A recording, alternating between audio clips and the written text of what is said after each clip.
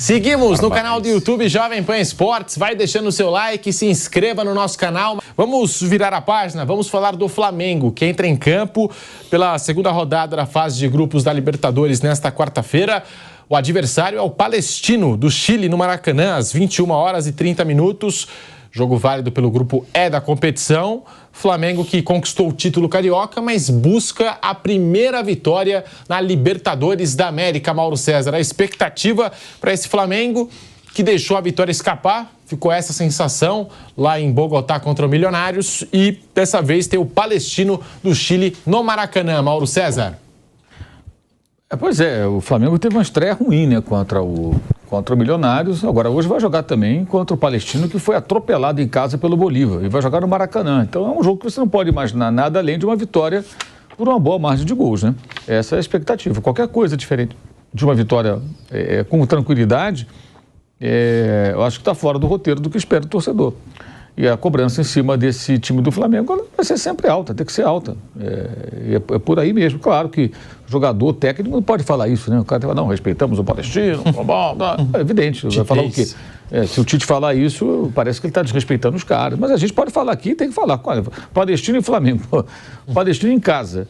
O Palestino eliminou o Flamengo uma vez numa Sul-Americana, né? Mas foi no tempo lá dos protegidos, lá do Bandeira de Melo, tinha Rafael Vaz, Muralha, Gabriel. Timaços. Tinha Márcio Araújo, aquela turma toda. Agora é diferente, pô. Com esse elenco atual, o Flamengo jogar com o Palestino, que demonstrou fragilidade já na estreia, perdendo em casa pro Bolívar. Não foi na altitude, foi no Chile, pô. Você espera que o Flamengo vença e vença bem. Não pode ser nada diferente disso. E é importante até vencer bem para fazer um saldo de gols, já que o Bolívar fora de casa já fez saldo de gols, né? Que pode acontecer de ficar numa disputa ali, eventualmente com um deles ali, até pela liderança da chave, né? Partindo do princípio de que o Flamengo consiga se classificar, que é o óbvio, né? Tem que se classificar nessa chave. A estreia não foi boa, e hoje eu acho que tem uma expectativa de que o time consiga fazer um jogo melhor do que contra o Milionários há 8 dias lá em Bogotá. Do lado do Flamengo, tá? O Tite vai ter força máxima na Libertadores pela primeira vez. De La Cruz está à disposição. Não jogou lá em Bogotá com o quadro de gripe, né? E o Léo Ortiz deve fazer a sua estreia com a camisa do Mengão. Nós temos a cavalaria do Flamengo, como gosta de dizer o Vampeta, né? Flamengo deve ir a campo com Rossi, Varela, Léo Ortiz, Léo Pereira, Ayrton Lucas, Eric Pulgar, De La Cruz e Arrascaeta. Luiz Araújo, Everton, Cebolinha e Pedro. É o Flamengo... Força máxima, hein? 100%, Mauro César Pereira. Você falou, o Tite não pode dizer que, enfim, vai golear o Palestino, que seria desrespeito. Mas no meio da final do Campeonato Carioca, escalando o Flamengo para jogar lá em Bogotá, ele teve respeito até demais, né? Acho que pelo Nova Iguaçu, o adversário, uma final que já estava decidida, né? Ele falou em respeito e... Quando foi escalar o Flamengo, escalou com muito respeito ao Nova Iguaçu, Mauro. E agora essa escalação com força máxima, De La Cruz de volta. Eu acho que a escalação de domingo, ela tinha muito a ver com essas coisas que o Tite leva muito a sério. Que, por exemplo, durante o Campeonato Carioca, ele vinha jogando com uma determinada equipe. O jogo de domingo, obviamente, era o jogo da festa. O Flamengo já era virtual campeão, tinha feito 3-0 no primeiro jogo. Então, aí ele pega, por exemplo, desse jogo, vou tirar o Arrascaeta e vou colocar outro aqui, o Vitor Hugo, de titular. Vou deixar ele no banco. Aí o cara pensa, o cara jogou todo o campeonato, no jogo festivo vou tirar. Uma coisa é o cara sair durante o jogo, depois voltar para levantar o troféu, como aconteceu. Outra é ele nem começar jogando. Eu acho que isso afetou demais. Não concordo com esse ponto de vista, não. Acho que deveria ter priorizado o jogo contra o Milionários e conversa com o jogador. Olha, eu vou botar você titular aqui, eu vou com esse time aqui, no domingo eu vou segurar um pouquinho, que quarta-feira tem Libertadores. Você entra no segundo tempo, você vai levantar a taça se nós formos campeões, tudo tranquilo.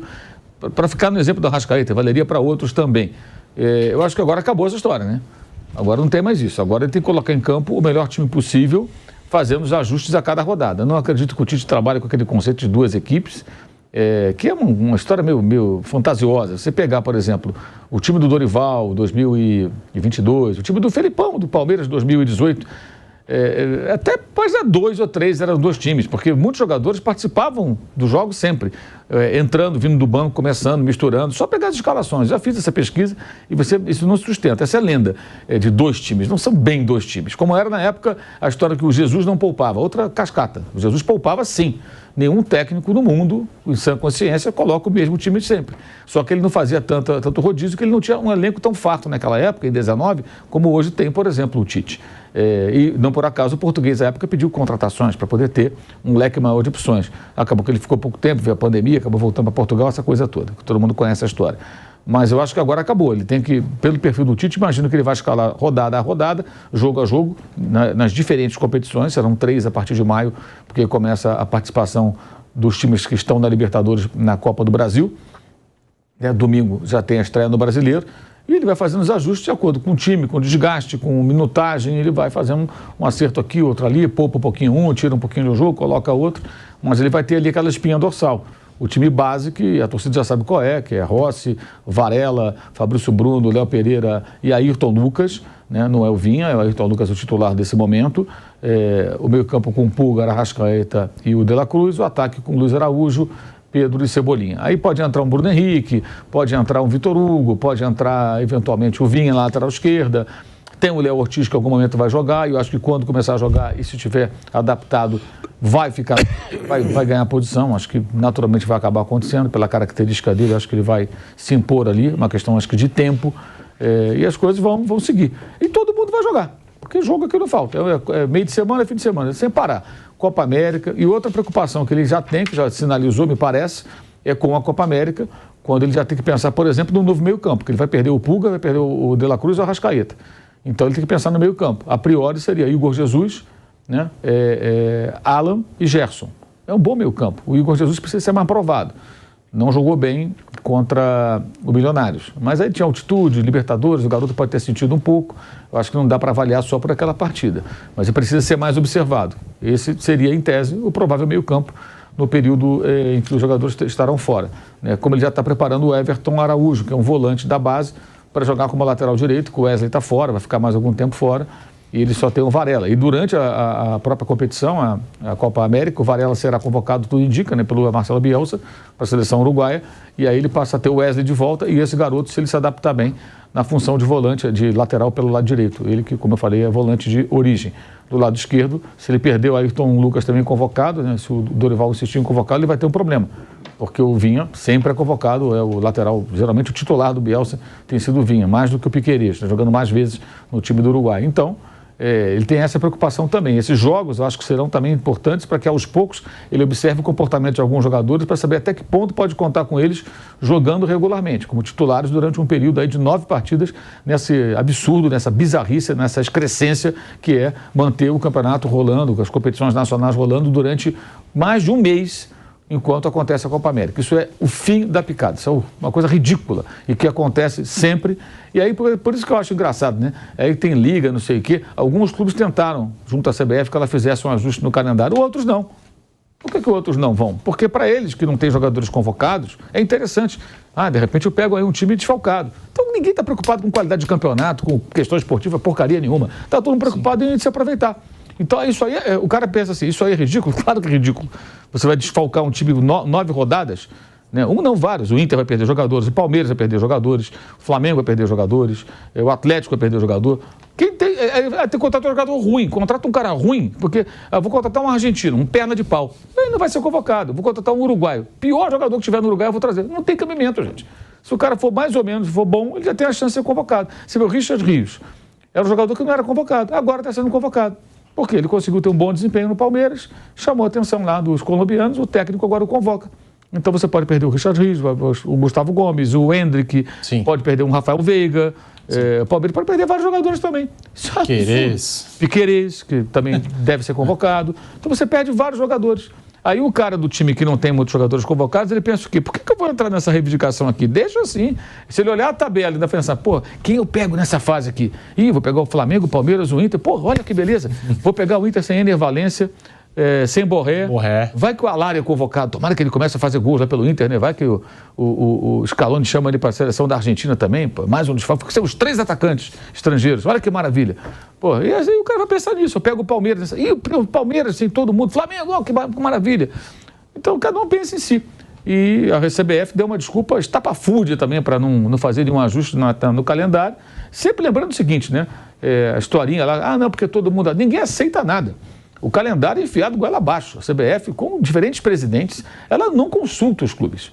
Não acredite nessa história de que... Os clubes são subservientes, sim. Eles votam, em sua grande maioria, votam no candidato que está no poder. Eles sustentam esse status quo aí há muito tempo. Eles não se rebelam e tal. Salvo exceções raras.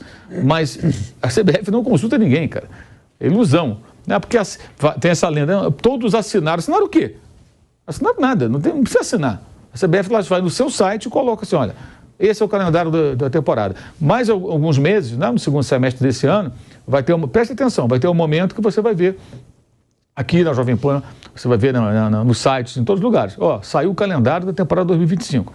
Campeonato Estadual do dia tal de janeiro até o dia tal de abril, Copa do Brasil a partir do dia tal de fevereiro, março, para as equipes que começam na fase tal e as outras entram no dia X, em maio, brasileiro do dia tal de abril até o dia tal de dezembro, é isso aí, a CBF coloca ali. Aí no meio você tem Copa América, data FIFA, se dane.